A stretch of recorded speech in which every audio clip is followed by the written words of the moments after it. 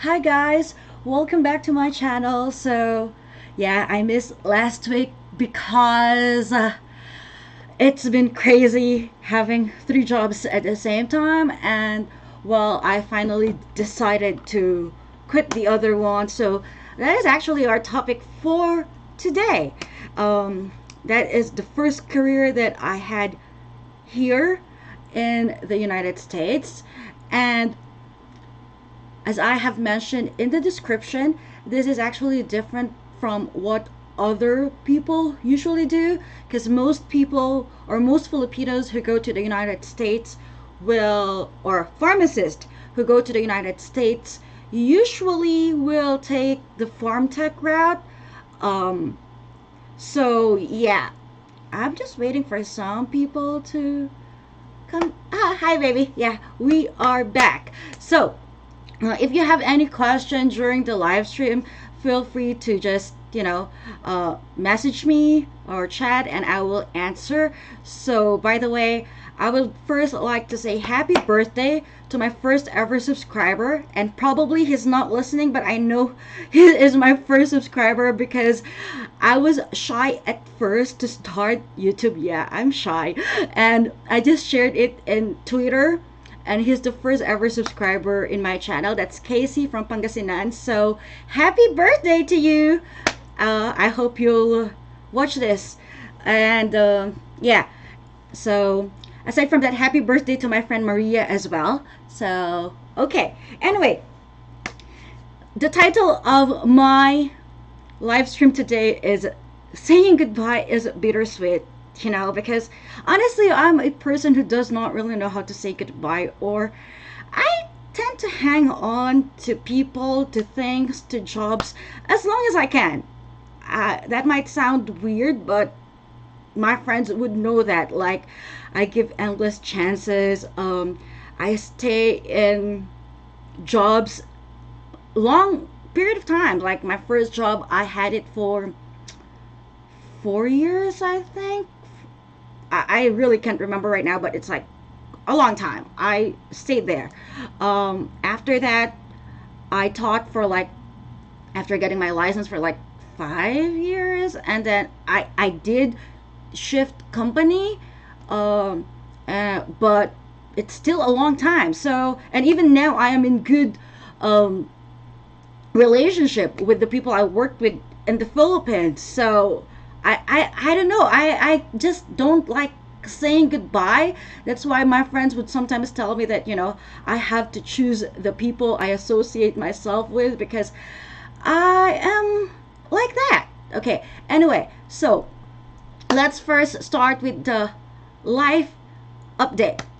So initially, I thought of keeping all jobs. Like, I would work Tuesday to Thursday, my online job, and then I still accept lectures from the Philippines, and then I will just do whatever with my internship. Hi, Anna.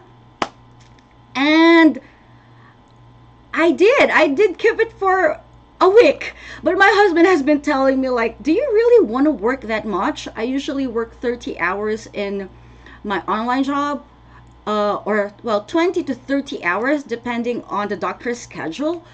And then I also work in the Philippines depending on the schedule. So I felt like I could do it until I had this pharmacy intern job where it's more stable. Right now I have like 26 hours, well, 30 to 23 hours.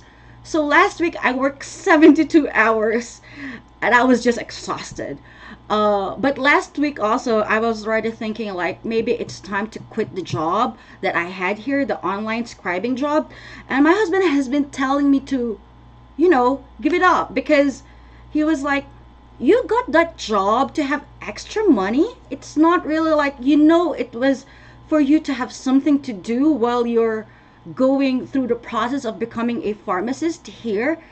I missed the lectures, and you have your Monster energy drink. Yeah, I haven't taken an energy drink for a while. I miss lectures too. That's why it's something that I did not give up. Like, my husband was like, you have to just choose. You cannot do all of these things. But Filipinos, we Filipinos like to think that we can do everything. We're very hardworking, and we don't like, you know, quitting. So I was like, no, I can do it. It's no big deal. But my husband was like, baby, no, you're gonna get so tired and everything. So yeah, he was telling me that you got this job because of this. Now it has served its purpose, and it's a career move. You have to move on. And yeah, I doing YouTube, and it does take effort to do this. And so I was like, he was like, do you want to continue doing YouTube? If you want to continue doing YouTube, you have to give up one. And I was like, yeah, I'm enjoying doing something fun. And my husband has always pushed me to pursue a hobby, because I've never really had a real hobby. Like, if I think about it, no, I don't. Is shopping a hobby? Shopping, traveling, which we cannot do right now because of COVID. And so yeah, I don't have any other hobbies.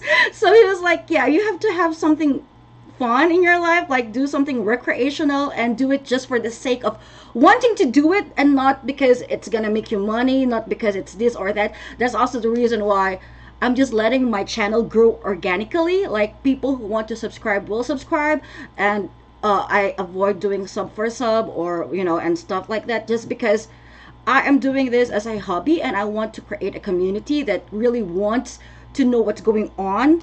And anyway, so where was I? Okay, so I finally said, yeah, this is too tiring, because one day I had to work from 6 o'clock in the morning until like 3 o'clock or 3:30. And then my husband, I told him, like, can you please drive, because I'm just too tired to drive. So when he got home, he brought me to work and picked me up. And then the next day I have to wake up again at 6 o'clock in the morning. I got home like 10 o'clock, so I was just exhausted. And then there came a Saturday, I accepted work from the Philippines.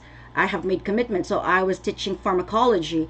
And I am very professional when I have already committed to something, so I do not like cancel or just not show up. So we tried to make it work. I worked my pharmacy intern job from 9 o'clock to 7 o'clock. That was 10 hours. And then when I got home, I had a chance to eat dinner. And then from 8 p.m. here until 1 o'clock midnight, I was working. So in a day, I worked, what, 10 plus 5. Well, I took a lunch break, so 14 hours. With commute, with eating, with showering, I was so exhausted. So that's when I decided, yeah, it's time to turn in my resignation letter. That is the first resignation letter I have ever written in my entire life, believe it or not. Because all the jobs that I've had before are, how do I say it? It's not, I don't know what term to use, but I choose which schedules I take. So once I said, oh, I cannot take schedules anymore, that's it. But this one is more regular, so I had to, like, give a 2-week notice in and everything. And initially I told the doctor I was working for that I'm gonna stay for a while and I'm gonna work it out, but that I just could not. And then Monday I turned in my resignation letter. Tuesday I was working for him, and my husband was like, are you gonna tell him you're resigning? Because the protocol was like not to tell the provider first, tell the company first, and stuff like that. I was like, I don't know, should I, like, I don't know what to do. And it's like, yeah, I think you should. But eventually, like, towards the end of my shift, he received the email that I have sent my 2-week notice. And he was like, hey, I just received this letter. And I was like, yeah, I was about to tell you before after the shift. But yeah, I was trying to do things, but I just can't. And he's like, no, I'm happy for you. Like, I'm happy that you're moving on, and congratulations. And then I was like, yeah, I really wanted to say that. He was like, hey, Meredith, remember this. In life, you have to do what is best for you. And I understand that. And to me, that's just like really good, because there are times that I felt like I wanted to leave or go, but I consider the other person. I'm not talking just jobs, relationships, like in general. Like, I sometimes do not do what is best for me. Do you guys feel me? Because I feel like, being raised Filipino, we are have always been taught that we have to consider other people. Like, we're not here to exist just for ourselves. So that is very enlightening for me, and it those are the kind of people I'd like to associate myself with. Like, hey, you have to do what is best for you. Like, yeah, he was like, you will be missed, I will miss you, but I'm glad that you are moving on in the next step in your life. So yeah, that was the first resignation letter, and I still have 1 week to go. Hopefully I will survive this, but yeah, I'll have more time to do my hobby. I'll finish. I'm counting down the hours before I can take the licensure exam, and have more time to do stuff that I love, that was just kind of new to me. And I appreciate that my husband actually, pushes me to do that, because I am very career oriented and driven, that sometimes I forget how to have fun. And before in the Philippines, I have fun with my friends. Like, to be with my friends is the fun time for me. And here, of course, it's to be with my husband. But then it's the things that he wants to do, because I don't really have much that I want to do, like, except shopping, which I can just do online, and which is kind of difficult to do right now because of COVID. So yeah, that was the first resignation letter. Okay, and then the next topic that I said I'll be talking about today is my US pharmacy journey. Okay, so I wouldn't be talking a lot about it yet, but I'll briefly discuss how I got there. Hi, Gabby. Yes, Sundate is back. So, of course, when my husband proposed to me back in 2018, I knew that going to the United States, I have to take a lot of steps to become a pharmacist here. One of the reasons that it was also very difficult for me to finally, like, yes, it's time to go, it's time to move here, it's time to fly, is because I knew that I'm going to start from nothing again. And I've had more than 5 years of work experience in the Philippines. People know me. I love what I do. So yeah, see, saying goodbye to me is difficult. My friends know that. I just find it very difficult to just leave. Jazz once told me that, yeah, I have a problem with cutting people off or change, Okay, anyway, so I knew that going here, uh, I have to start over. And I knew that I wanted to be a pharmacist because I started to love it. Pharmacy was not my choice, but it grew on me. Like, I eventually loved it, masochista. I mean, it brought me so much heartache, pain, a little bitterness over there, but it grew on me. I mean, what do I mean that pharmacy wasn't my choice? I wasn't given a choice what career I would want to take, but it is what it is. Like, being Filipino, there are certain things that I think some culture or races will not understand. But yeah, okay. Anyway, so going in here, I knew that, I knew how much a pharmacist earns here, because we always see all those, pharmacists earning 6 digits and this and that. So I'm like, great, that's gonna be great, right? 6 digits, US dollars. Why not? But then I got here, and for those who do not know, if you get here via K1 visa, that is a lot faster, but your papers will not yet be available. And within 90 days, as you have watched this 90 Day Fiancé reality show, within 90 days that you are here, you have to get married. And after getting married, you have to file papers to, be able to work and everything. To, while waiting for your green card, you have to file for an EAD, an advanced parole, so that if you want to travel outside the country and if you want to work, you have legal documentation. So that wasn't a problem because when I got here, we were planning a wedding and we have 90 days to like finalize things. And of course, my husband did a lot of the work before I got here.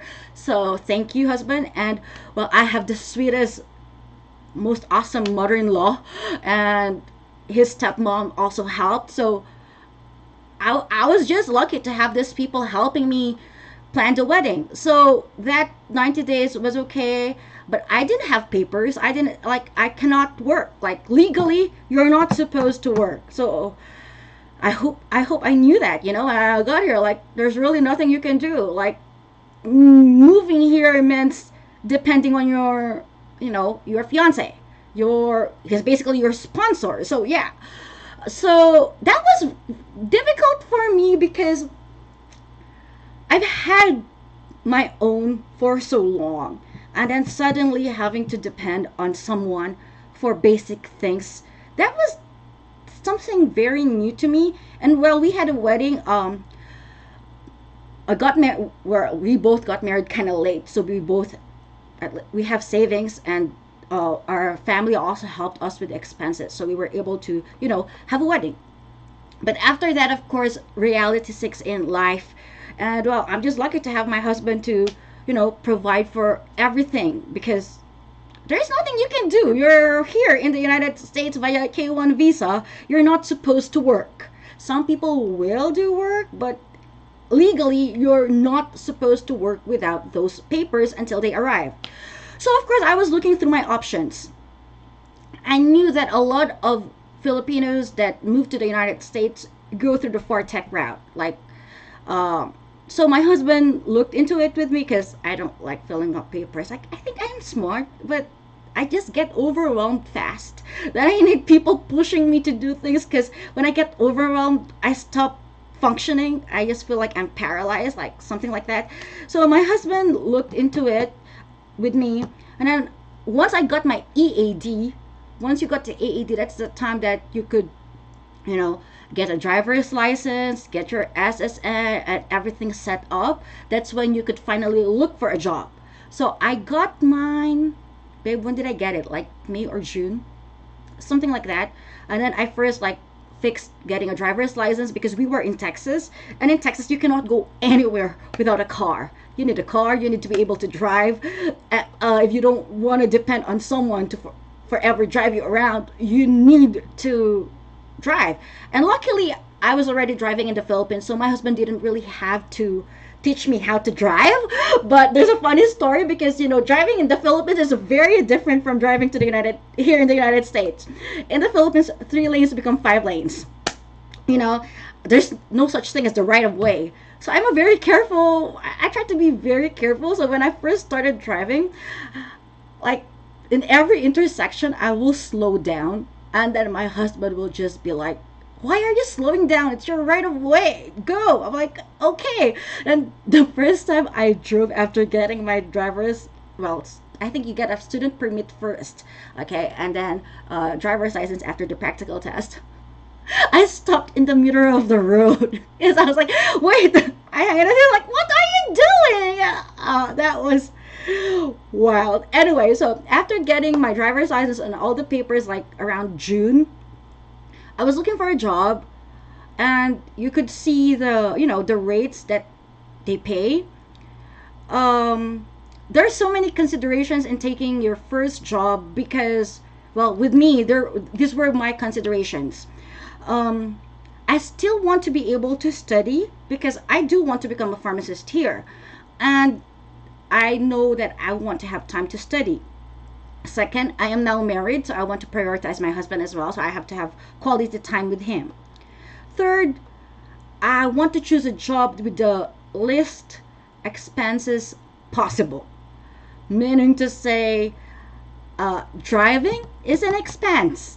You need a car. you need a car insurance, you need gas, and if I go to work, I would need clothes, and I love clothes. I love dressing up. So while looking for a job, I was like, maybe I should do something online, like, because I also have to consider like how much they're paying, and we look at the rates of Fartech and the job that I applied to. It's not that far, the rate is not far from each other, and if you factor in clothes, the time of commute, the car, and the car insurance, it basically just does not make sense. If I choose the Fartech crowd, I am just basically what they call this, I am getting those extra dollars to pay for a car, if that makes sense to you. Plus, to become a Fartech here, you also have to take an exam. And at that time, I was already studying for my TOEFL and FPGEE. And he's like, do you really want to be taking two exams? And you have also to pay something for the Fartech exam. So I'm like, nah. And he's like, yeah, you'll get your FPGEE certification soon, so you'll become a pharmacy intern. Then why would you go through that? Some people though would go through the Fartech route because, unlike me, they could not go directly to the FPGEE route. To take the FPGEE, you should have had 5 years of university or your curriculum. If it was a 4-year curriculum, you would have to take the clean far in the Philippines or anywhere you would want to. So some would go here with a 4-year degree in pharmacy, licensed pharmacist in the Philippines, but then it was a 4-year curriculum. So sad to say, you wouldn't be admitted for the FPGE until you complete, like if you go back to the Philippines, study clean far, that's 2 years. Or I have a previous student who's here in Utah who messaged me that she got admitted to the university here, but she was told that she has to study 4 more years before she could. Well, I think if she studied the 4 more years, she'd go directly into the NAPLEX. So she's surpassing the FPGEE route. Do you get what I mean? So in my case, it was kind of easy to say, yeah, I wouldn't do the Fartech route because I am already on the FPGEE route. And so I applied for the online job. I only applied to like 2 to 3 jobs because my husband was like, do you really want to be working? Because we're okay, you don't really have to like think so much. So I really appreciate that, because for once in my life I have someone I can depend on and would just be like, babe, just do what you want to do, and I'm just here. So thank you, husband. I really, really appreciate that, because I don't know, I've always just been like doing things on my own. So I'm getting teary-eyed, but yeah, thank you so much for that. So he's like, you just want a job because you want some extra money on your own, but you don't need to like have anything. We're okay. So yeah, so he was like paying all the bills and this and that. So he's like, just focus on what you have to do. So there, I was studying for the FPGE. I applied for the online job in June, late June, and then after a week or two I got a call. I only applied to like 2 or 3 jobs because he was like, yeah, you don't really want to be like working, because I want you to like not feel bad and you can study. And so we were newlyweds, so he also wanted us to spend time together, and since he travels for work, I would also like travel with him. So yeah, we're like trying to make the most of our time together before I get busy. So that's something I have learned being with him as well. Like, it's not all, it's not all about trying to make a living or earn money. Sometimes it's important to also spend quality time with people, and I'm glad that he appreciates that. So to him, just being with me and having quality time together is, enough. So I applied to that job, and initially I was like, oh, I want to do full time, like, I want to earn money. Come on, it's all money. And then he's like, babe, really, you're already complaining you're not studying enough, and you want to work out, and you want to spend time with me. Like, no, you can't take a full time job. Just tell them you're available Tuesday to Thursday, and that's it. So we could still have like vacations from like Friday to Monday, and it's not a problem. Like, this is just an extra money for you. And I was like, okay, sure. So that was how I got that job. Well, I got interviewed, I took exams, everything virtual. So it's very different from what others usually do, where they do the Fortec. Yes, I think the Fortec would pay a little bit more than my job, but as I've said, when I factor in all the stuff, like not having to have a car, working from home, it was just really convenient for me, and it's how it worked for me. I think I have always been like that. I always try to think outside the box and what else can be done. And it did work out for me. It was great because eventually, initially it was overwhelming to start a career here. And I told my husband that I think sometimes he forgets that English is only my second language.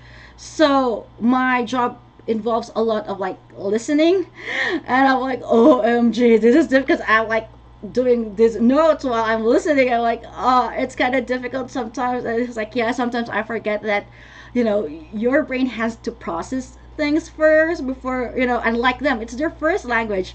That's an adjustment that, um, Filipinos who migrate actually have to face here, that a lot of people do not really know about. But yeah, it's it's crazy how just a moment.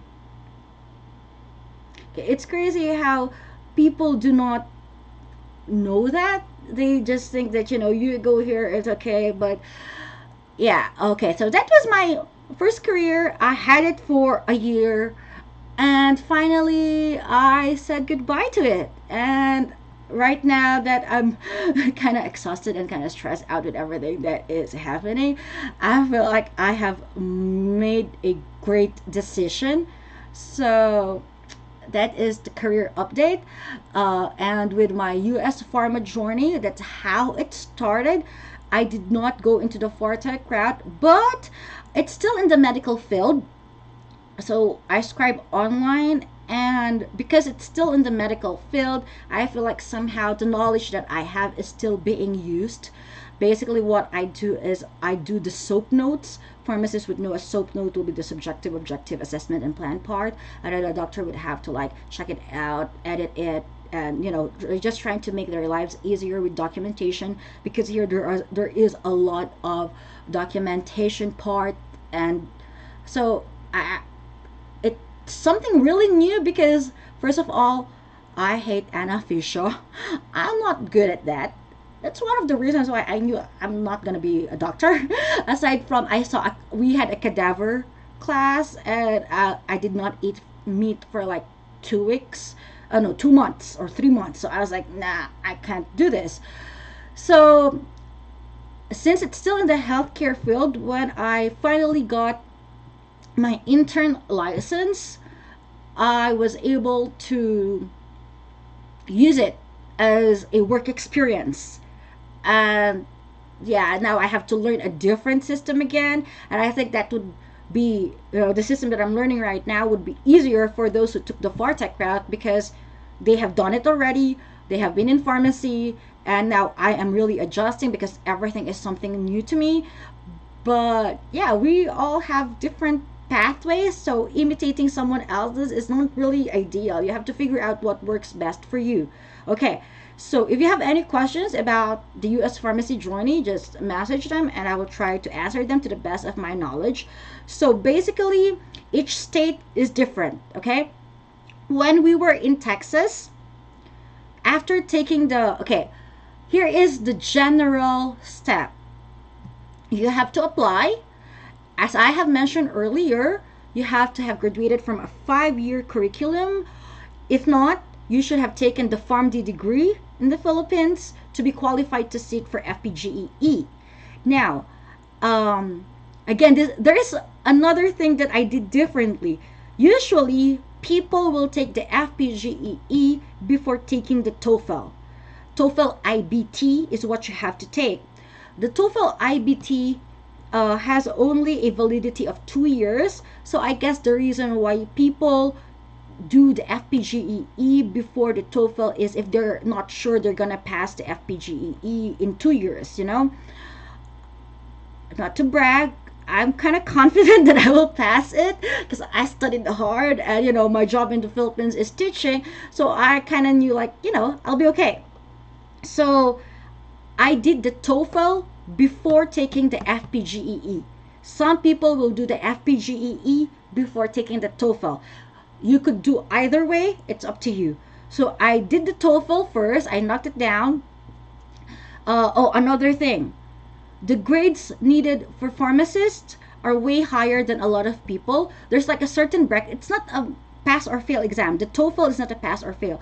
The score that you get will have different categories into like good, fair, excellent. For pharmacists, you will have to get like the excellent bracket for the writing, reading, listening, writing, and speaking. I think it was only in the writing that it's okay to get a good grade. I'm not sure about that, but yeah, basically for pharmacists, you'll have to get the highest bracket, okay, to pass it, to pass for the FPGEC. Because the TOEFL, after you get it, you will have to submit it to the NABP. Well, you don't submit it. You choose the option that TOEFL will send it to NABP. Okay, NABP is the Board of Pharmacy here in the United States. So after that, I took the FPGEE. When we were in Texas, the initial plan was I was keeping the online job. So after you finish the FPGEE, it takes a month before the results are released. Upon the release of that, I was just like, it was a difficult exam. Maybe I'll talk more about that sometime. It takes a month before you receive the result of the exam, and then a few weeks before you receive the certification. So in Texas, if you're going to practice there, the validity of the FPGEC is 6 months. Within 6 months, you have to take the NAPLEX, that's how they call it, NAPLEX, the North American Pharmacist Licensure Examination. 6 months. You have 6 months to take the NAPLEX and the juries. Okay? What is that could have been easier because, well, that time I think I already have my green card. The problem there is if you are from the Philippines, for example, and do not have an SSN, you cannot take a NAPLEX without an SSN. You have to be like a green card holder or a citizen of the United States to take the NAPLEX. So that is a problem for some, you know, migrants or foreign pharmacists that want to practice in Texas. So the validity is only 6 months. You have to take, you have to be able to take and pass the NAPLEX in that 6 months, and the juries as well. And then after that, you have to finish, if I'm not mistaken, I'm not 100% sure about this, it's I think 1,500 hours. It's a little bit more than that, more than the one I have here in Utah. It's 1,500 hours of internship, but you're already licensed because you already have a pharmacist license. Okay, so that was Texas. But that is, everybody knows who's, you know, updated with my channel. By 2019, November of last year, 2019 nga, malamang last year, Okay, so by November of 2019, we have to move to Utah. Utah has a different rule. So the FPGEC, the certification, is usually valid forever, except in Texas. You know? Okay, so in here, and even like other states, you have to take, or you have to get an internship first or finish internship hours before you can take the NAPLEX. So you see, initially I was already planning like, okay, I'll take the exams, and then I'll just do the internship. That's great because basically after you intern, there's no more exam that you have to do. You just have to, like, the company can either absorb you if they want you, or like go find a pharmacist job. But here it suddenly shift. I was like, okay, per state is different, so you'll have to inquire with each, you know, state board.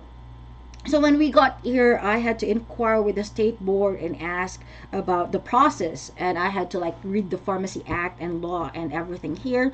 And in here, foreign pharmacy graduates have to apply for an intern license. Okay, basically I submitted my a photocopy of my certification, my residency here, like I'm in Utah, ID is in Utah, a form and a payment, okay, to get the intern license. Uh, because of COVID, they did not do the bio. I did not do the biometrics yet. They just issued me a temporary intern license. That is valid for 6 months, and once everything is open up, I have to go in for biometrics. So, upon getting the intern license, I applied for a job, and yeah, I got an internship. So here, I would have to finish 1,440 hours of internship before I can take the NAPLEX and the law, state law. Um, the NAPLEX here, according to my pharmacist or the pharmacist I'm working with, the NAPLEX is 4 hours. So, and I told when I told them about the board exam in the Philippines that it's like 2 days and stuff like that, they're like, "Ooh." So, yeah, it's very different, you know. So yeah, that is the journey right now. If you guys have any question about anything, just put it in the chat box, because I do have a lot of people messaging me, and it's not that I don't want to answer, but it's very difficult to explain the process of becoming like a pharmacist here via chat. And like I have so many pharmacist friends inquiring, and it's just like, okay, I'll just talk about it here and ask questions here, and I will answer it to the best of my knowledge, right? Well, how's pharmacy life in the Philippines? How are you guys in the Philippines doing? What is happening in the Philippines right now? Do you have anything you want to say, or are you wanting to say goodbye to the Philippines? Just kidding. I miss the Philippines. I mean, my husband and I are actually planning to fly back to the Philippines, but do you guys still have like a 2 week quarantine? Because we can't go back until that there is a 2 week quarantine, because that's basically all the days off that we could get, which basically we're just being quarantined, so there's really no use in doing so. So yeah, yeah, pharmacy journey is not as easy as it sounds, and I know that some people would see all the dollar sign, you know, when you share, and like, and people say sana all and everything. But I think people should also realize that to become a pharmacist here, if you are, you know, in the US and will study pharmacy, would require like hundreds of thousands of dollars. That's why you know, they get paid that much, because it's expensive to go to a pharmacy school. And if you are a foreign graduate, to become a pharmacist here also requires a lot of money. Yeah, the FPGE alone, I forgot how much it is on its own, because you have to submit your, you know, your records, your transcripts, and everything, and they will have to evaluate that. That first step, together with the exam, is, or is it together with the exam? I don't really remember. I think it's like 12. I remember just shelling out first $1,200, $1,200 to take an exam. TOEFL, I can't really open my computer right. I'm live streaming, but babe, do you remember how much we paid for the TOEFL? It's not that expensive. TOEFL is not that bad. It's like $200. It's not bad. It's really the FPGE that's like the first take is like $1,200, and then after that, yeah, a few hundred. Yeah, he doesn't remember. Just remember that, you know, it's kind of expensive. Well, with the FPGE, my family helped me in, like, helped us, so they paid for my FPGE exam for that. I think $1,200, and then after that, I have like a year to finish the internship here, and then after that, hopefully the Naplex. And yeah, if you're from a different state, it's going to be different because certain states would require you to intern not just in like anywhere. They would require you to have like a retail experience, and then they would also require you to have like an institution experience. I think that's in California if I'm not mistaken, because I have a friend there that is finishing up her institution internship like in a hospital or long-term facility setup. So after that she can take the Naplex. Here in Utah it's 1440 hours in any field that you choose. So yeah, I hope eventually it's going to be fun and worth it. So far it's been overwhelming because honestly I did not really practice in the retail setup while I was in the Philippines, and people know that, the field that I chose was teaching. So theoretical stuff, I'm good at theoretical stuff, but when it comes to like, the practical stuff in the drugstores and everything, I easily get confused. But it's just my second week, and trying to learn their laws are very different from ours. So initially I was upset that we had to move here in Utah. Well, I love it here. I like it here now. But initially, I had this mindset I've had that mindset already. Like I know what I'm going to do. I'll take the TOEFL. I'll take the FPGE. I have the plan. I'll have the FPGEC. I'll file for NAPLEX and the juris, and then intern. That was my initial plan when we were in Texas. Like I had this vision. I had to move here. Suddenly like shifted. So I told him before moving here, like, hey babe, you have to realize that we're gonna have to stay here in Utah at least 2 years, because we cannot just go back to Texas without me having my license yet, because within that 6 months, that we're in Utah, I cannot just go back there and take the NAPLEX. So it's, we're going to stay here. So when we got here, I was a little upset because I'm like, oh, I have to do a different process and prime my head again that no, you'll have to intern first before you study. So I was like, I guess I'll keep this job. And then that's when I realized, like, no, if I'm gonna keep that job, I wouldn't have any time to study. So I told my husband, yeah, I guess I'll just quit. I'll just quit this other job so that I can use that time that I'm not working in the pharmacy, studying for the NAPLEX, and doing stuff like YouTube, or be with him. And he's like, yeah, remember, like, you should be focusing on your goal and not just in earning extra money. And for now we're good. Like, I'm not obliging you to pay for anything, so that's great. Thank you, though I do give my share because that's just me. Okay guys, so right now I'm still having two jobs until this week. It's still gonna be a little bit tiring, but next week I'm just excited to like do a lot of updates with my YouTube channel. We're gonna watch out for some improvement because I have a lot of plans, so it's like nice to have a recreational thing to do and talk to people who I have interacted with in the Philippines, and of course to meet new people as well in this channel. So if you have any question, just chat, or you please just live chat it because it's when people ask me questions about how to become a pharmacist here and moving here, it's like, oh, I have to answer this question all over again. So yes, you need a 5-year degree if you are planning to go to the United States and you have a 4-year degree and you still have time because the petition hasn't come through or for whatever reason.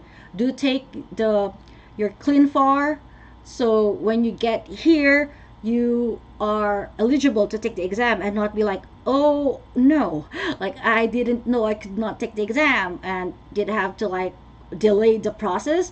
Oh, one more thing that my husband told me why I should not, well, not just my husband, I think even my family and even me, like I didn't really, I kind of wanted to get a full-time job because of the money, but part of me was like, yeah, I don't want to be earning really good that it makes me not want to be a pharmacist anymore. You know, that's the thing sometimes when you're earning a good enough living that you're just like, what's the use of studying? What's the use of doing that when you're studying to good have a good work and earn money, but if you're already earning money, why would you want to pursue that? So that's also part of the reason why you know I we decided that I just take a part-time job so that I know that I'll become a pharmacist because I like earning money. And I like I like making good money, and I want to be a pharmacist here. It's the setup here is also very different with my past 2 weeks in the pharmacy. People actually do ask questions to the pharmacist, and it's kind of refreshing to see that they are in front.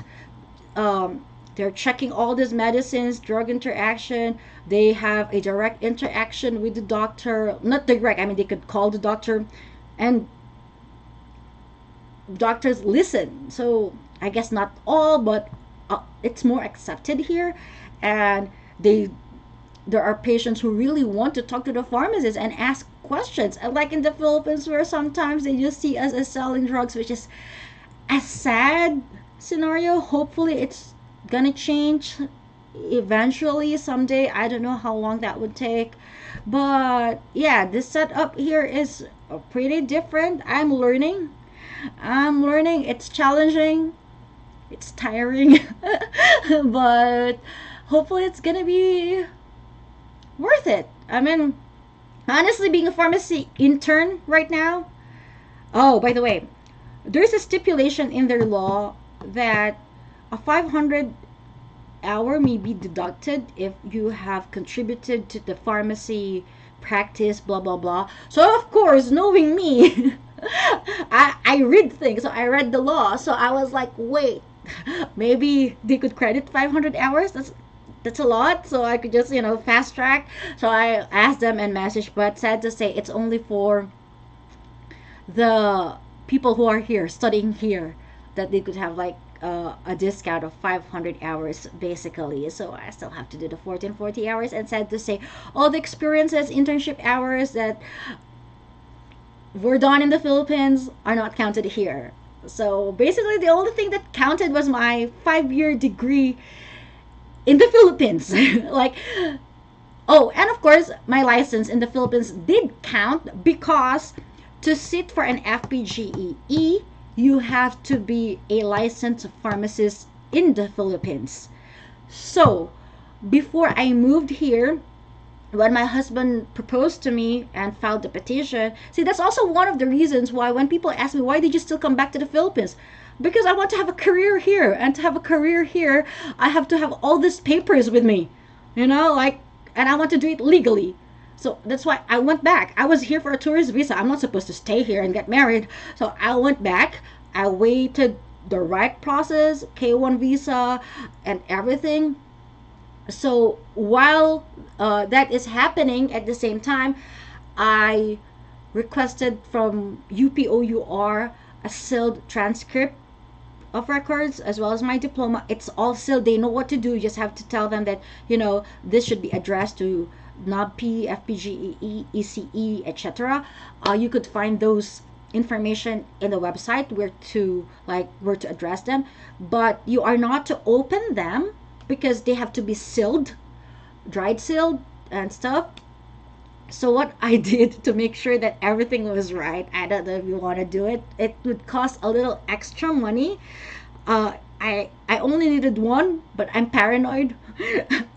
I ordered 3 and paid for 3. One is for my, just for keepsake. One is the one that I have to submit, and another one is for me to open to make sure that the grades that were there are correct and that nothing was missing. That's what I did because you have to submit it sealed. Okay. So I went to the OUR to fix all that, get those documents. I went to PRC, Professional Regulatory Commission, to get a copy of my license and registration and the grades that I had when I took the licensure exam. Again, that was sealed. So again, I have extra copies so that I can open it. And I have still copies now of those sealed. I don't know, I'm just paranoid, or I just want to have a copy of all these things. So if you're planning to go here, make sure that you have those things with you, because you'll have to submit them, and submit them as early as you can, because it takes a while for them to process it. I think we submitted February, and then I received the report from the ECE that my education in the Philippines was valid, and I am eligible to take the FPGEE like after March, April, like 3 to 4 months, 3 to 4 months before I received the letter. I was getting stressed and anxious already, because 3 to 4 months is a long time. So initially I was planning on taking the FPGEE early. I think that's the first half of the year, but then since I submitted my papers after the wedding, which was in February, I delayed it. I was here in November. I should have just submitted it. It's like it was easy to submit it. I could have taken it April, but I did not, because I was like, no, I have to focus on one thing first, so that is planning the wedding. So I only submitted the papers after the wedding, and it delayed me taking the exam, the FPGEE, into the latter. That was no October. I took it October, yeah, before we flew to LA, or before our honeymoon. So I took it October. I received my certification December. So that's like 2 months again. 1 month for the release of the whether you pass or not, and then a few more weeks. That was December 19 when I got the certification that I am already certified here. So yeah, if you have those papers, as soon as you get here, submit them, because you'll have to wait quite a while to receive the letter from ECE that you are eligible to take the FPGEE. Okay, I'm just repeating myself now. So I hope I cleared up some misconceptions, or answered some of the questions that some people may ask about the steps that you have to take here. Maybe someday I'll have a more detailed one with the cost and what those papers real that I submitted, and so much papers and a lot of waiting. Yes, Gabby, like, I know it's crazy, right? But I mean, you lived in the UK for a while. How was it there? How was the processing time? Was it like, does it take months for them to to like mail back to you, or for the results of whatever? Oh my god, Alexa, I'm not talking to you. Alexa, stop. I'm sorry about that. Yeah, here it takes a while, even filing for our, for the adjustment of status and everything. When we got married, we had to take quite a while, or wait a while, I mean, for that. That's also the reason why we decided to do our honeymoon in Hawaii, because basically when I got here, my tourist visa was canceled without prejudice, and until I get the green card or the advanced parole, you could apply for the advanced parole. We applied kind of late. You cannot get out of the US until you have the advanced parole or the green card. If I went out or traveled outside the US territory, that simply means that I'm abandoning the petition. So I was like, so I'm stuck here. Because initially I was like, can I just go back to the Philippines and teach? Because I love the people I work with. I love teaching, and I earn decent. Well, as my husband said, like, for Filipinos living in the Philippines, I was earning good. So I was like, can I just go back and teach? And he's like, no, you can't. Initially, I was still in contact with the company, and they're like, oh, can you fly back? And I'm like, no, I am stuck here until I got the green card. And yeah, and after getting the green card, we decided to book a ticket for the Philippines. We were supposed to fly back last May. I got my green card December. We started planning a trip for February, for no, for March. Yeah, March, right? Was it March or May? I don't remember. Maybe May. And then suddenly COVID happened. And then we move it to July because I'm still like hoping that no, I still want to go back to the Philippines. But then COVID again. I don't know when I'll be able to go back to the Philippines, but we will eventually. And yeah, goodbyes to me are difficult. Obviously, just with work, I find it hard to say goodbye. Even if it's a strategic career move that I'm doing, I don't know, I feel guilty saying goodbye. So, more with people, friendships, relationships. But, guys, sometimes there are relationships, work, friendships that have run its course that even if you don't want to say goodbye, to grow, to live a better, peaceful life is to say goodbye. You know, Gabby said, not really sure how pharmacy things work there, but processing the visa and grad school papers for the UK were quite smooth and quick, thankfully. Even moving, never really encountered any issues. Wow, very efficient. That's really great to hear. You know, like, yeah, we had to wait quite a bit because of all the line for these things and stuff. Yeah, so how about you guys? Is it easy for you to say goodbye? Like, or do you do ghosting? I know ghosting is awful, but I am kind of guilty of ghosting people sometimes. So I'm sorry if I ever ghosted you. This is the apology that you might have been waiting from me. Because yeah, you know, this is one thing I really admire about my husband, because he said like when we started dating, of course we met through Tinder, so he's dating other people too. And then he said like he messaged them like, hey, like it's nice, but I met someone and blah blah blah. I was like, wow, wow, you can do that. I can't say goodbye. I don't know how to say goodbye. Like that's a problem with me. Uh, it's difficult. And then Gabby, I don't want to ghost anyone anymore. It invites karma anymore. Gabby, oopsie. Yeah. Uh, yeah. I'm married now, so I don't really have to ghost anyone. Luckily. But there was a time that I did ghost people, and because I just can't say like no, I don't want to date you. No, I can't. Like, I is it in our culture, Gab? Like the Filipino culture, you try to be polite and you try to like if they ask something you answer, but like you don't really want to be talking to this person anymore or whatever. But yeah, with me, I was like I did ghosted some people. I adm- I agree with you. It does invite karma, and I think I have met that.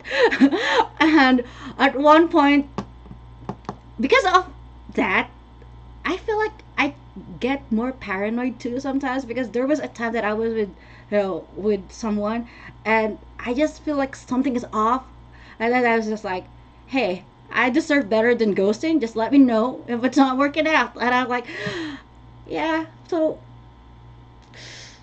well, why do Filipinos ghost? Or is it just us, Gabby? Is it just our group of friends that can ghost?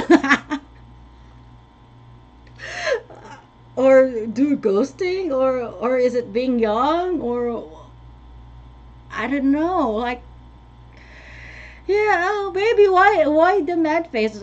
Like, I don't need to ghost anyone now because I'm with you, right? But yeah, sorry for everyone that anyone. Gabby, I'm blaming technology that made ghosting, not exactly saying goodbye, easier for people. Well, is okay, I have a question now. Is it better to text someone goodbye than to ghost that person? Or, you know, I I don't know. I guess, what do you think? Is it better to just text goodbye, or none of that is better and you have to do it in person, or depending on the relationship you had? Yes, you text them. Hey, I need Filipino backup. My husband is like, yes, you text them. You say goodbye to them. Depends on the length of time.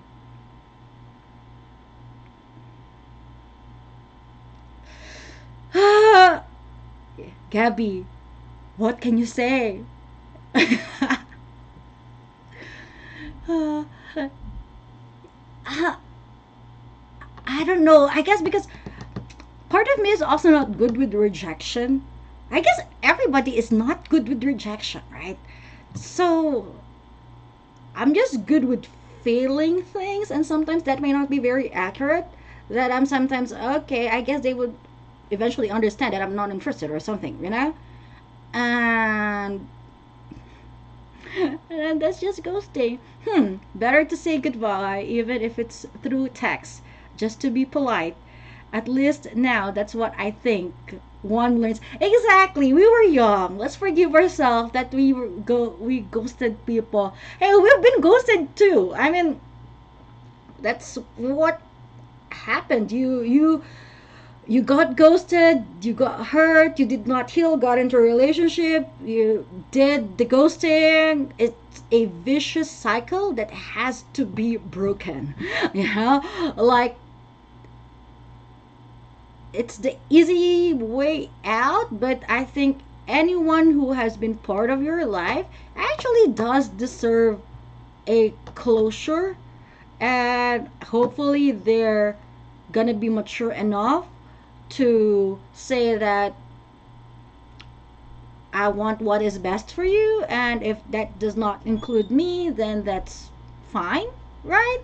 And or if they could not be mature enough about it, they could at least acknowledge the fact that you, even if it was uncomfortable, you did take the courage and the step to say goodbye properly. Like, everybody deserves that, but sad to say, not everyone gets it. And yeah, guys, that's it for today. Thank you very much again for joining my live chat. We are back, and I'll be back again next week. I have so many topics I want to talk about, but I just think that this one today, saying goodbye, updating you with my life journey to becoming a pharmacist here, is kind of, just in time for everything. So thank you, everyone, wherever you are, and for those who will watch this later on, good morning from the United States, and